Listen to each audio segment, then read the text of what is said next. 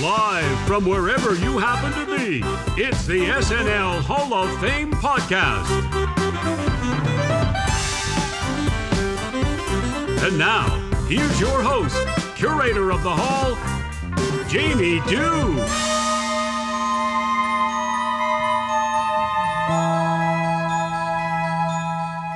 Spring is in the air. Can you feel it? Can you feel the springness in the air? The sun is shining. We're well into March, which means we're close to April, which means we're close to the end of April, which means we're close to voting opening for the SNL Hall of Fame. My name is Jamie Dew, and I'm your host and curator. Thanks for joining me this week. If this is your first time out, I'll get into what we do here in just a moment. But if you have found your way back to the show, well, congratulations and thank you so very much for supporting us. Tell your friends, write a review, do all that good stuff.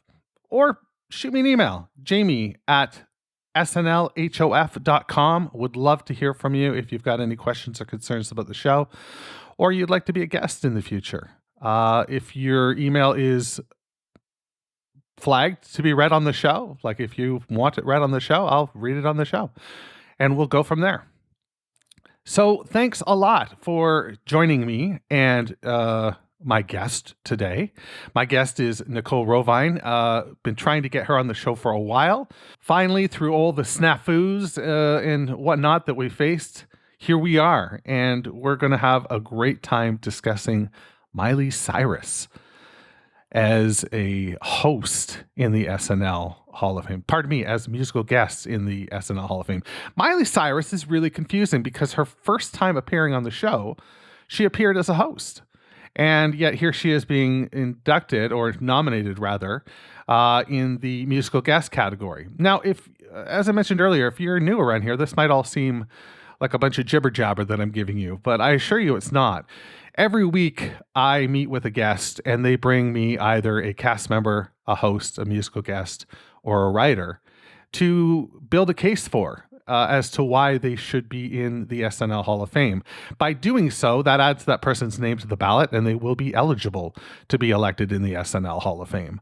So when voting opens on April 25th, you will look at the complete slate of nominees and you will have a select number of votes to choose those nominees. And if your nominee gets over 66.6% of the vote in the balloting, then they will be enshrined in the SNL Hall of Fame. And this week, we're talking Miley Cyrus. So the stakes are high here for Ms. Cyrus. Nicole does a fantastic job, building her up and making a case for her. And that should be no surprise. Nicole is a stalwart over at the SNL Network, co-hosting several shows and hosting her own Thursday night pop culture show. Definitely check that out on the SNL Network. From here, though, I guess we should just get right into the interview. This is Nicole Rovine and myself talking about Miley Cyrus on the SNL Hall of Fame. Take it away.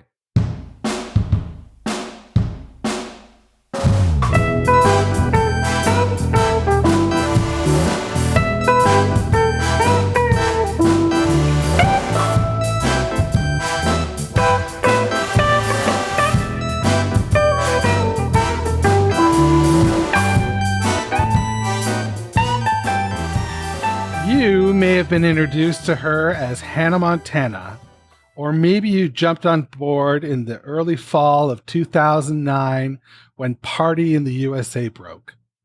Or maybe it was when our nominee in the musical guest category appeared on SNL for her first time in the spring of 2011 as the host. Say what? Yes. Miley Cyrus came in like a wrecking ball and quickly became a friend of the show. But if you aren't familiar with her journey on Saturday Night Live, our guest today has the skinny for you. Today, I'm joined by Nicole Rovine to add Destiny Hope Cyrus to the ballot on the SNL Hall of Fame. How's it going, Nicole?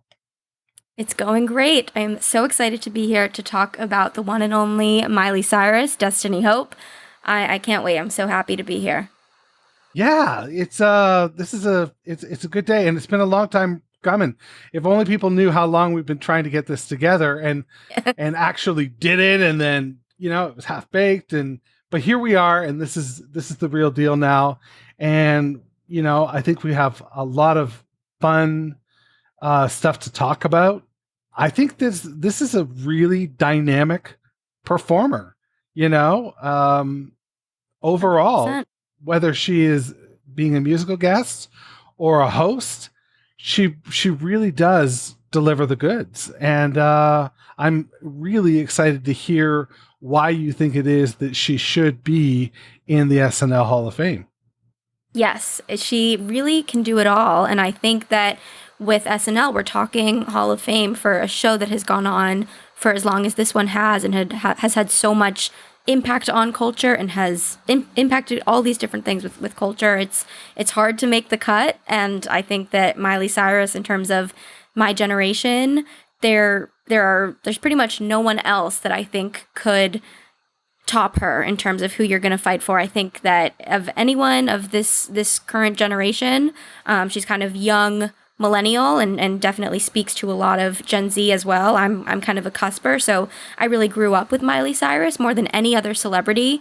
I would say Selena Gomez and Demi Lovato were probably second and third in terms of who I grew up with when I was little, and then have continued to watch them be famous and have these very successful dynamic careers. There's no one more than Miley who has had that impact on most people my age for such a long time. And her SNL track record is part of that. It's a big part of that. Yeah, I was just looking at my notes, and the one thing that jumps out at me that really supports what you're saying about speaking to your generation and Gen Z as well is, she's born in 92, and she has attained the most US Billboard 200 top 5 albums in the 21st century by a female artist, with a total of 13 entries. So, I mean, she was 8 when the 21st century began. So in that time that basically most people are figuring out where to put the sun in their pictures, she's been on this track of, creating hit after hit after hit. Yes. It's bonkers to me. It's bonkers. And another fun fact for me is Miley Cyrus, or I should say Hannah Montana / Miley Cyrus, because that was the era, was my first concert that I ever went to. Yes, it's my first concert. It was in Hartford, Connecticut, with my mom and my mom's best friend and my mom's best friend's daughter. And the 4 of us went. It was a super rainy day, and I just have such a visceral memory of it. I think I was 8 years old, and I remember driving in the rain. We got our t-shirts, and Miley was my hero, and she has been my hero for so long, since I was 8 years old. And I mean, I think I was 8.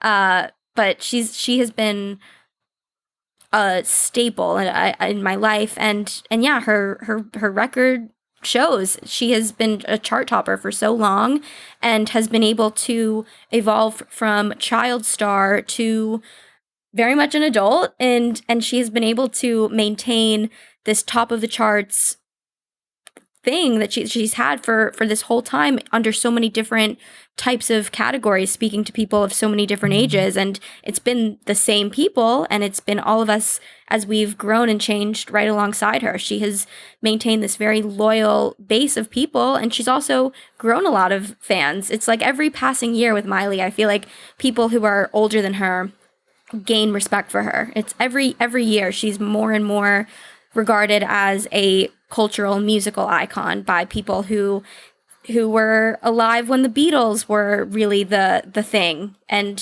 for people who have seen people that we now regard universally as such iconic musicians. For now, every year, I feel like more and more of those people who I have so much respect for, who know music so well, more and more people are on board that Miley really is a huge. She is shaping the music industry and has had a massive, undeniable impact on it. Wow.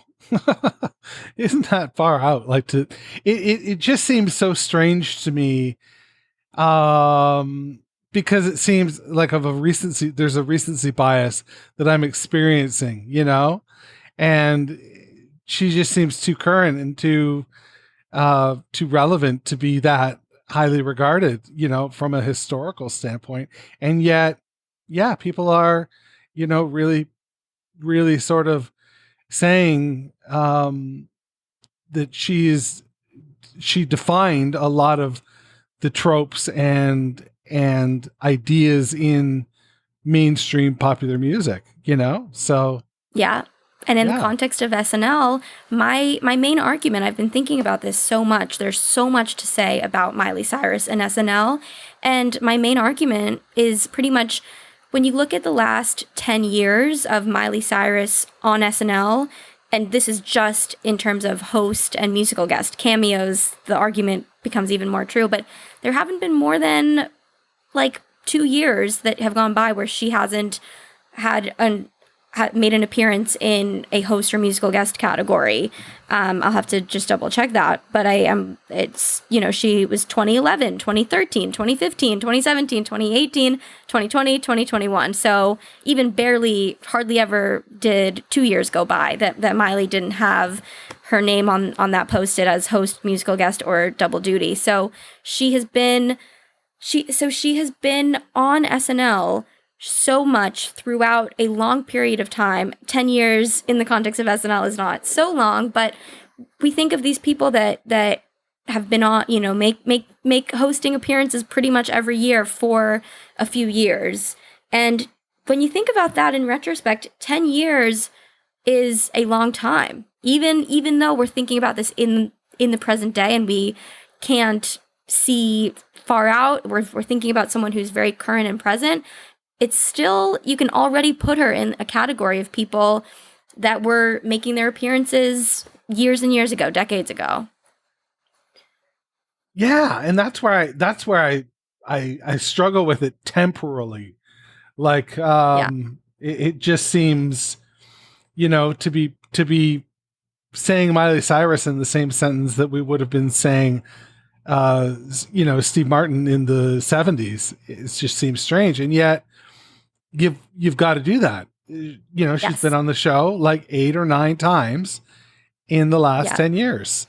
Yes. And who knows what the future holds. And she's grown so much on the show. I think something about Miley Cyrus that is her magic is she has operated with so many different elements in popular culture, and we have seen so many eras of her.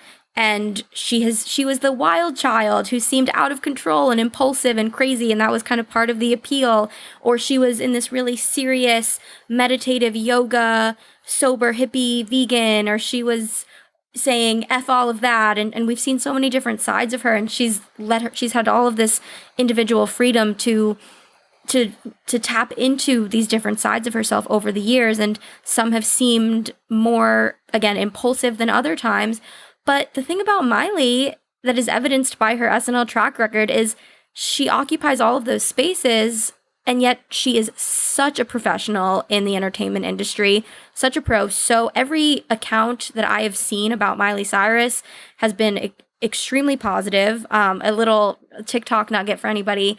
I followed someone who was a page in 2013, 2014 on TikTok. Eric Goldie is his name, and he had this phase a few months ago. Now his content is has a bit more range, but there was a time when he got so many questions about SNL, and he was answering all of them, and that was his whole account pretty much. And people were asking about all these different hosts. Did you hang out with Lady Gaga? Did you see Justin Timberlake in the hallways? And he talked about so many different people, and he said, as a very clear-cut, like unequivocal statement, that the best interaction he had with a guest host, musical guest cameo, was Miley Cyrus. And you could go find that on TikTok if you're on TikTok. But he said she was so generous, took the time to talk with everyone on set, not just the cast members and Lauren, but the crew, the pages, everyone in the building. She took time to really talk to everyone and expressed her gratitude for all of the work that he was referring to one instance where she made an appearance and really took the time to thank everyone. She wanted so badly to give everyone gifts or just to give everyone money, a tip, and that wasn't allowed. So she gave everyone a signed copy of her latest album. And so I think that says it all, to be someone who can, it's this sort of duality of being able to be this rock star, wild, unpredictable, incredible, very shape-shifting celebrity who's also extremely consistent in the way that she is a professional in the industry and treats everyone from Lauren to the pages and everyone in between with the same utmost respect and gratitude and professionalism. And she's been trusted to, and we're going to get into this, she's been trusted to do so many different types of things and have so many different types of roles on the show. I mean, there's no one else of this generation, and maybe ever, like, we're gonna keep talking about Miley Cyrus, and it's gonna be clear when we're talking about her in the years and decades to come, when we analyze her as a pop culture figure, that who else has occupied this consistency with professionalism and the wild child rock star maintaining your celebrity status. Something I've noticed in Hollywood is it's very hard to stay relevant and keep on shape-shifting and keep on having people be invested in what your next move is. And the people that can do that really well, it comes at a cost. It comes at a cost to your mental health, or to something's got to give at a certain point. And Miley is clearly so mentally just she takes care of herself. She prioritizes, and I've heard so many interviews about this. She is the first to admit it's not like she's just effortlessly poised and put together. She puts in that effort, and it shows. So she puts in the effort to invest in herself so she can spread it to other people and really treat everyone like just a valued part of the process in entertainment. And that's unreal to me. That's like there's no one else quite like that. Wow, I don't know what to say. I know that was a lot, but yeah. As you can't tell, I just think she's like she's the epitome of a celebrity to me. There's no better way to occupy the space of being a celebrity than the way that Miley Cyrus has done it for so long. Handles the responsibility. Yeah. Yeah. 100%.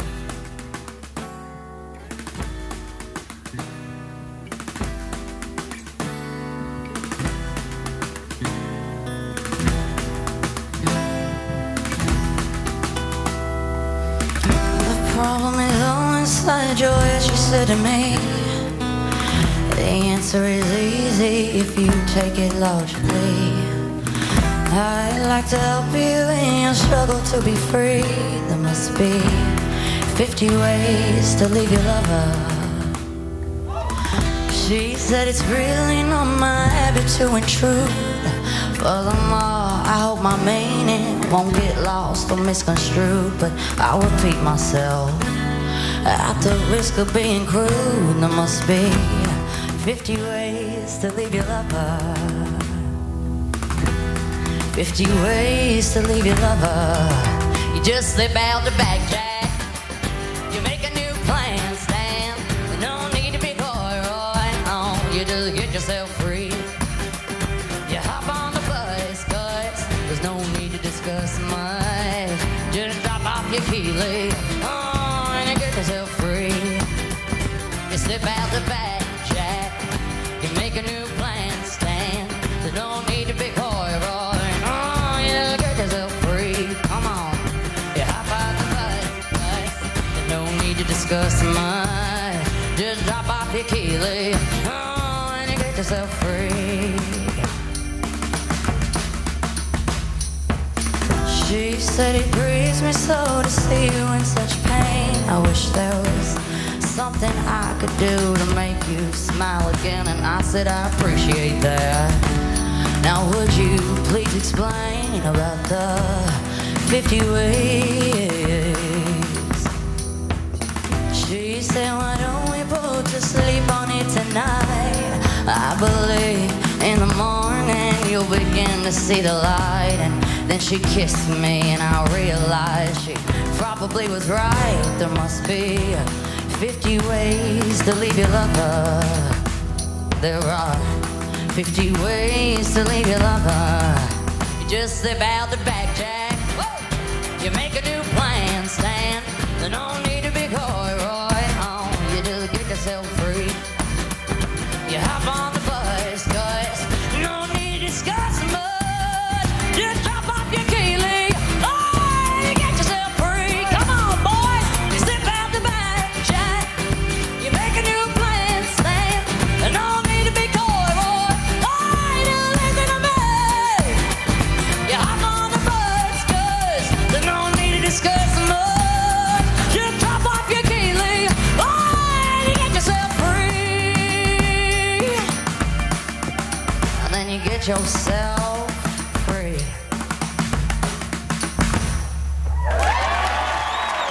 Thank you. So let's talk a little bit about some of these roles that she's played. Yes. It seems interesting to me that somebody who is musical, first and foremost, to most people, their first role on SNL was as a host. Yeah. And That's a big deal. it is. To me, it makes sense because I grew up with her and I knew on her show, the first thing everybody knew from Miley was, of course, Hannah Montana.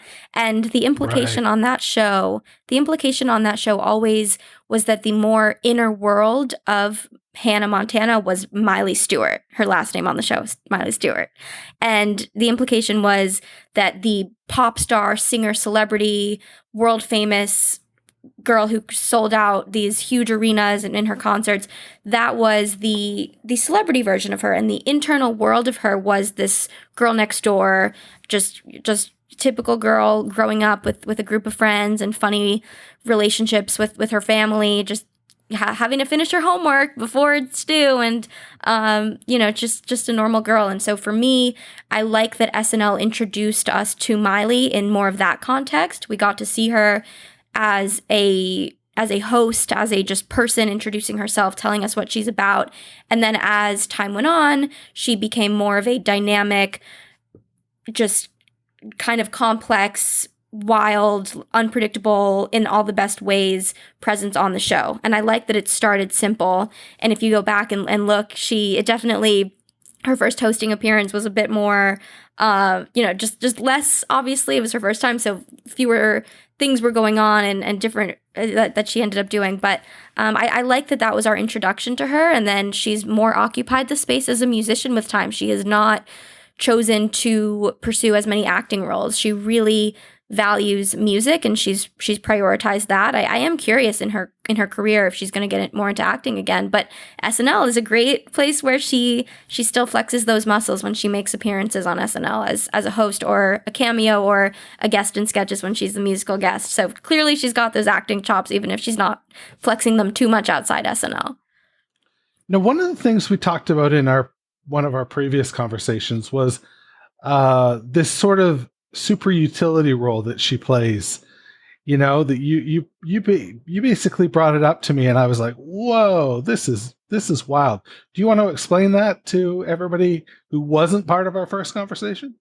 Yes. Which part of that super utility role were you referring to? Which part of what I said? The fact that, when they have a host that might be oh, yes. Yes, that part. Yeah. So Miley, so we're talking about how Miley she seems, at least when she was a few years younger, like this wild child, a controversial, polarizing figure. And her magic is that she's not. She's not. At least now, maybe then she was, but now she's someone we think of as wild and crazy and fun. But in the SNL community and more broadly the NBC world, which we'll also get into her role at NBC as kind of an NBC favorite, she is someone that can unify people. It's quite the opposite of being a polarizing figure. She's a total unifier. And so a theme with SNL that I analyze a lot and I'm very interested in thinking about is it's inevitable that SNL every few years, every 18 months, whatever it is, depending kind of on the climate, SNL will have these polarizing figures that are traditionally not actors. They are often politicians, billionaires, whatever. And we had Elon Musk. And when Elon Musk hosted last spring, when that was announced, it was to very much mostly negative reviews in terms of the SNL community. And he's also now our Time Magazine Person of the Year, which is also controversial, but Rich.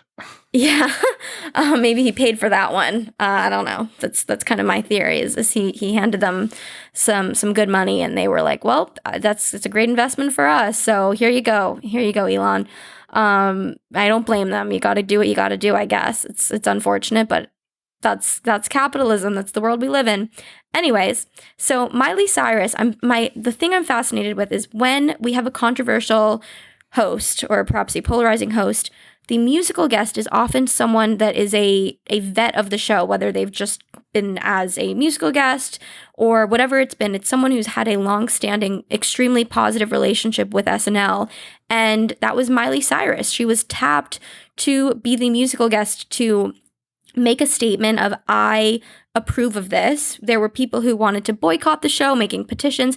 To have Miley be a figurehead and the implication of her being the musical guest when Elon is the host, the clear implication is that she approves of this and she is okay with it. And that makes everyone else, it gives everyone else a little bit more of the opportunity and necessity to be like, well, if Miley, who I admire and respect, is going to say this is okay, then I guess I will too.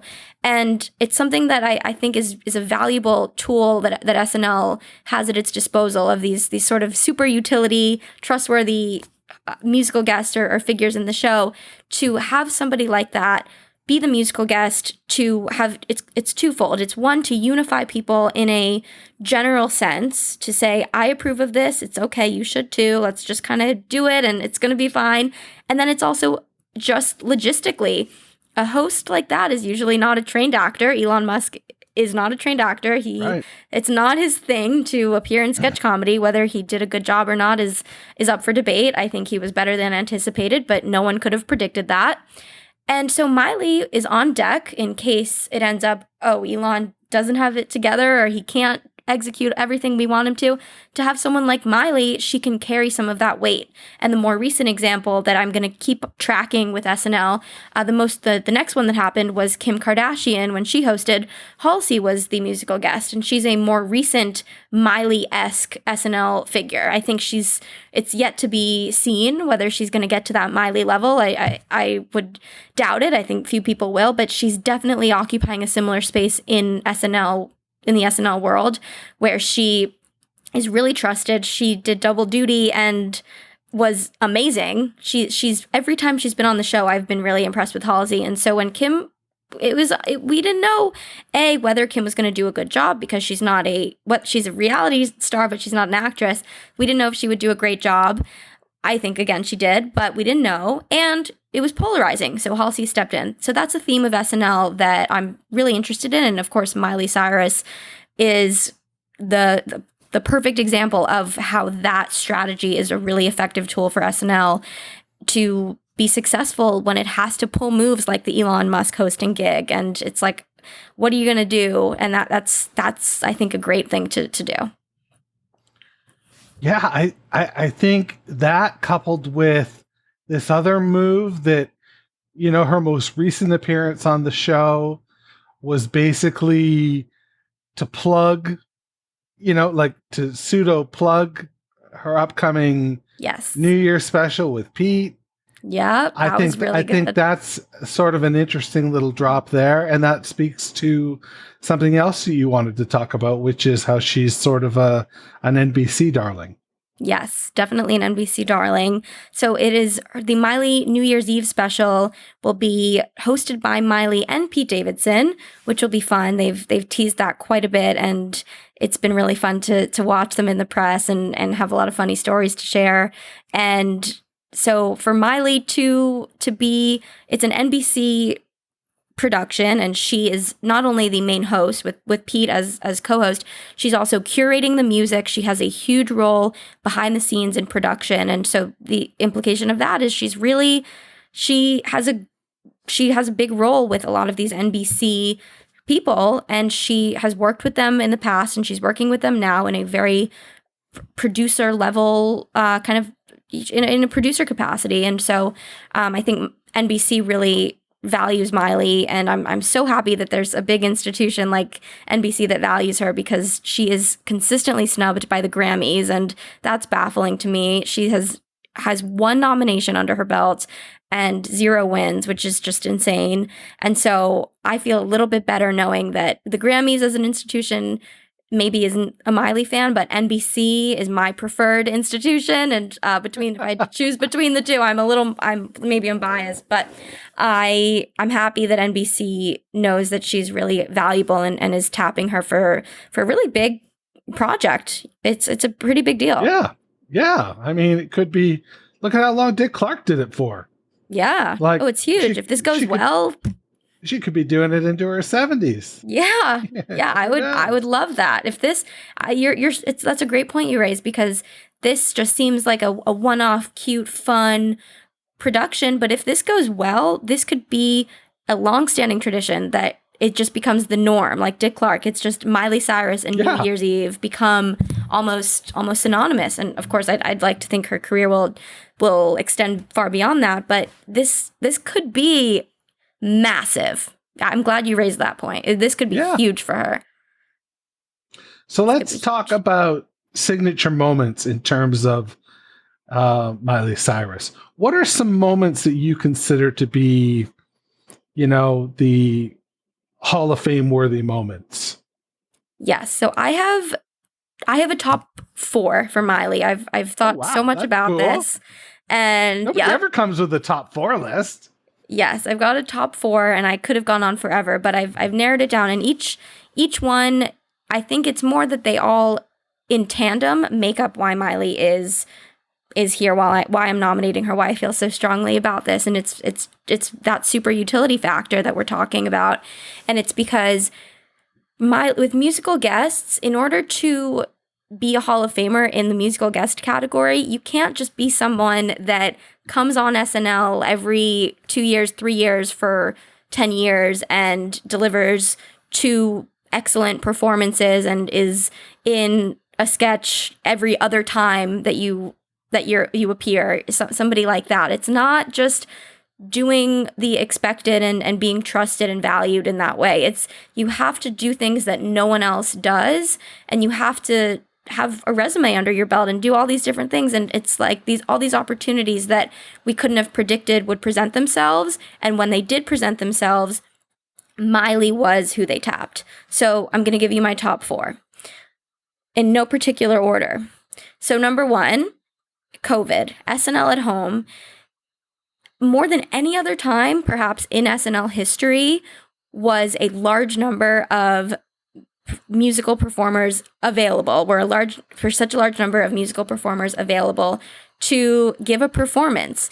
Usually with SNL, they have to balance the who do we want, who's a big star right now, and who's available. And with COVID, everyone was at home. I'm sure so many amazing, talented performers would have loved that spot to give a musical performance for an SNL at home episode. And Miley was chosen for one of those spots. It was Miley, Chris Martin, and Boyz II Men and Babyface who did something together. So those 3 were the big ones. And so that was huge. She did a cover of Wish You Were Here by Pink Floyd. And it was huge. It was lovely. It's huge. It was beautiful. Yeah, it was great. It was beautiful. And to have that opportunity in a time when it's all about, again, unifying, saying it's going to be okay. Here's a beautiful performance from home. And it's a big honor in that sense, and also very logistically, it's the biggest honor for a musical guest because everyone was available. So you think you can tell heaven from hell, blue skies from pain? Can you tell a green field from a cold steel rail, a smile from a veil? Do you think you can tell? Did they get you to trade your heroes for ghosts, hot ashes for trees, hot air full of cool breeze, cold comfort for change? Or did you exchange a walk-on part in the war for a lead role in a cage?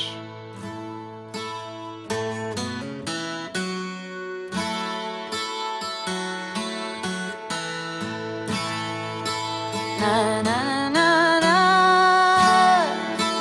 na na na na na na na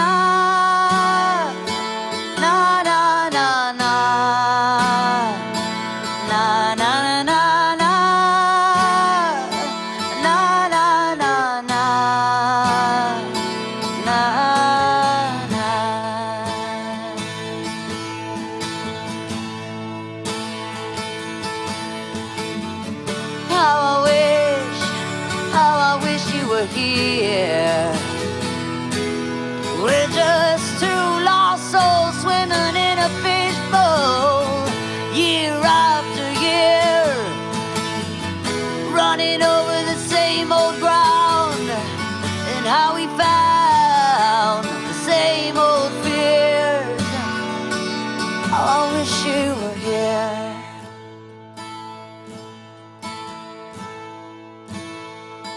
Na na na na,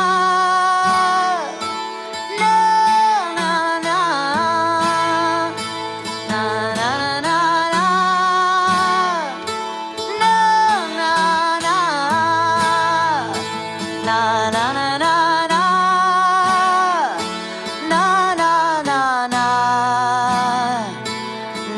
na na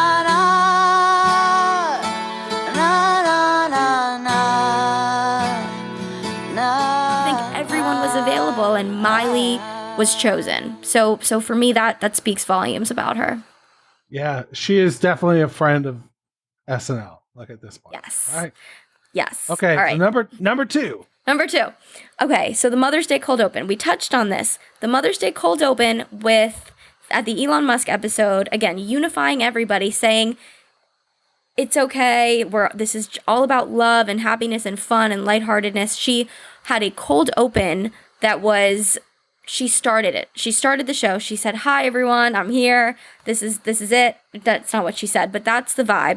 The show opens and we have Miley Cyrus, and she sings this beautiful song as the SNL cast has these funny bits with their moms, and she's anchoring the cold open. That's the word. She is singing and she's anchoring and she's being that calming presence all in one. It's the ultimate performer, entertainer move. It was beautiful. Okay, number three. So we just had a double duty host, Billie Eilish. And so that got me thinking. I've been reflecting so much about double duty hosts and what makes an iconic one. And for me, it comes back to meta moments. So when you are a double duty host at SNL, that means you are a top tier entertainer in this industry. You are so relevant, so talented, so dynamic. You can do so many different things.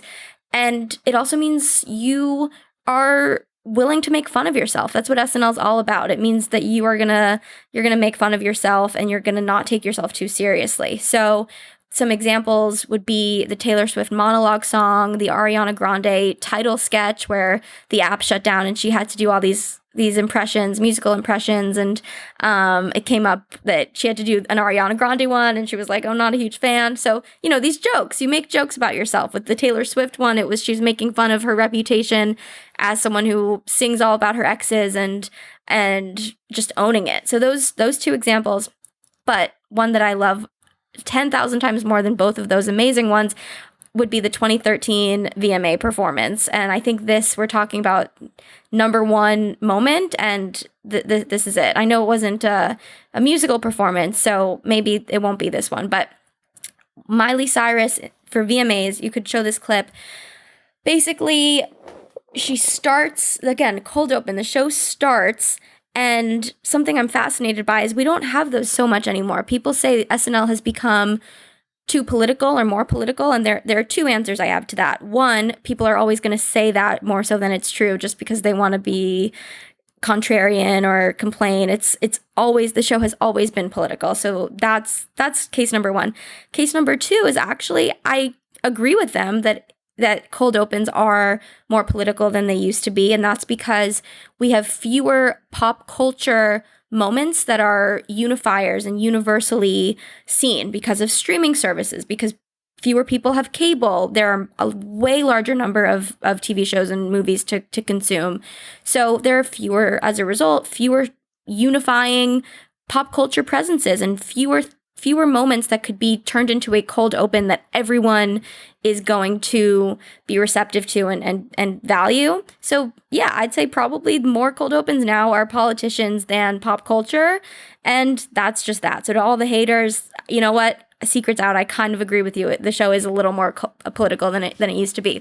But Miley Cyrus, in her VMA performance that went just crazy viral with the tongue sticking out and the outfit and the bunny and the whole thing, she totally, this happened just a few weeks after, she made fun of herself so much. She and Vanessa Bayer were being Miley Cyrus together. So to be being you while someone is right next to you doing their very famous impression of you, and it was so meta and genius, and it was this headline making moment that she went on SNL and said, yeah, it is kind of funny, and I'm gonna own it and not apologize for it, but I also totally get where the media is coming from, that this was a little jarring, and that's just gonna be me, so get used to it. I'm Miley Cyrus.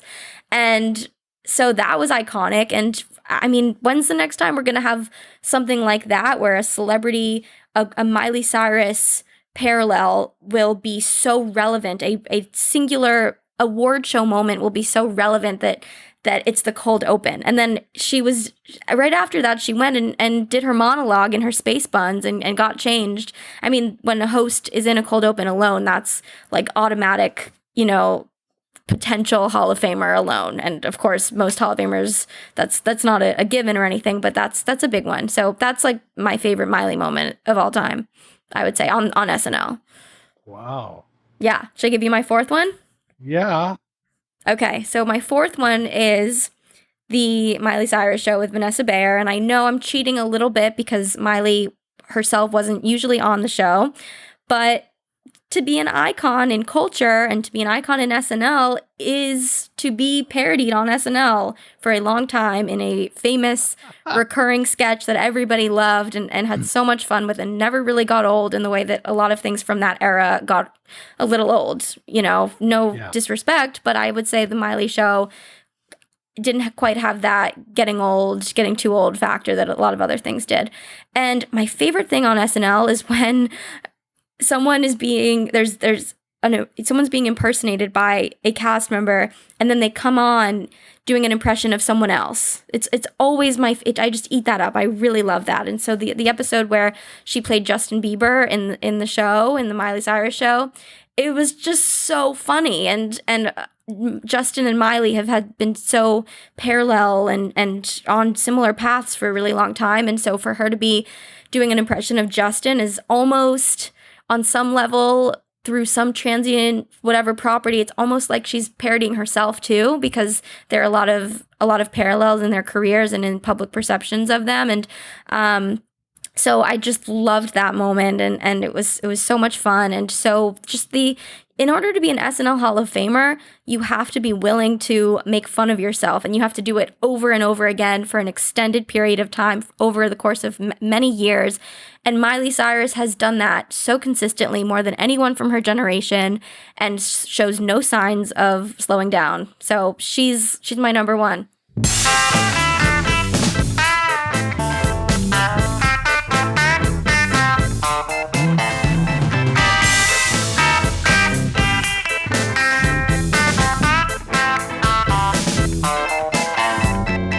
All right, that was Nicole Rovine talking about Miley Cyrus here on the SNL Hall of Fame podcast. What do you think? Were you swayed? Were you somebody who would have never voted for Miley before and now you're swayed? Were you somebody who was on the fence and now you've been pushed over that fence? That's what we're here for. That's what we're doing. That's what these episodes are for, to prime you up and to get you ready for that voting outing that you're going to take. So I do hope that you listen to the episodes and are somebody that doesn't just choose to vote. That's what I got for you this week. If I can ask you a giant favor, would you please turn out the lights on your way past? Because the SNL Hall of Fame is now closed. Thanks for listening to the SNL Hall of Fame podcast. You can find everything you need to know about the show at snlhof.com. Don't forget to subscribe, share, rate, and review the show wherever you get your podcast. This is Doug Denance saying, this is Doug Denance saying, see you next month in the hall.